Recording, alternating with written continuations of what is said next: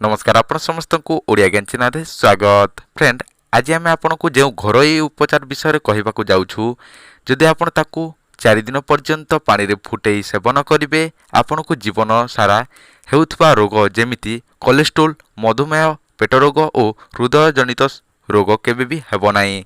जदि आपण मोटापण किंबा पेट रोग जेमिति कोष्ठकाठिन्य किंबा गैस एसिडिटी और उच्च कोलेस्ट्रोल रक्तहीनता एवं अनिद्रता आंठु दरज चेहरा रे रिंकिल भली समस्या रे उपचार मिलिजिबो। सेतिपय ए वीडियो को संपूर्ण भाव में देखा पड़िबो किंतु ता पूर्व आपण समस्त को मोर विनम्र भाव में अनुरोध जदि आपण माने हमर एई चैनल को प्रथम थर देखुछंती ताले निश्चित भाव में सब्सक्राइब कर दियंतु ता सहित बेल नोटिफिकेशन को मध्य ऑन करंतु जारी फल आम समस्त भिडियोर नोटिफिकेशन आपण माने सर्वप्रथमे पाई परिबे।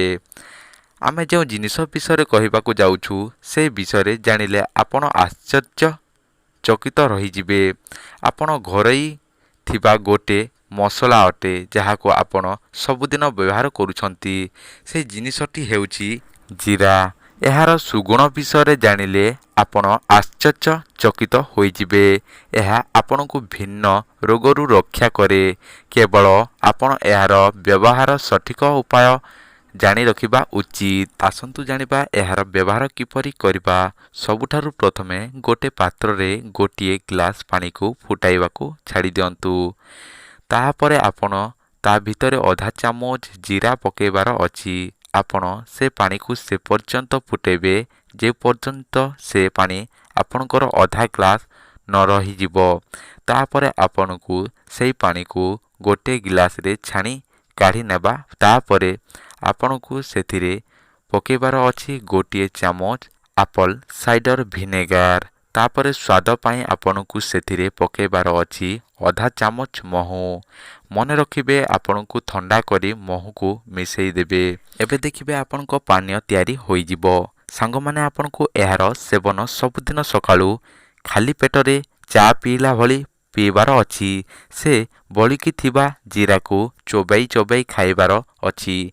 आसंतु जानिबा से पानी को पीबा द्वारा हेबार जाउथिबा अविश्वनीय लाभ विषय।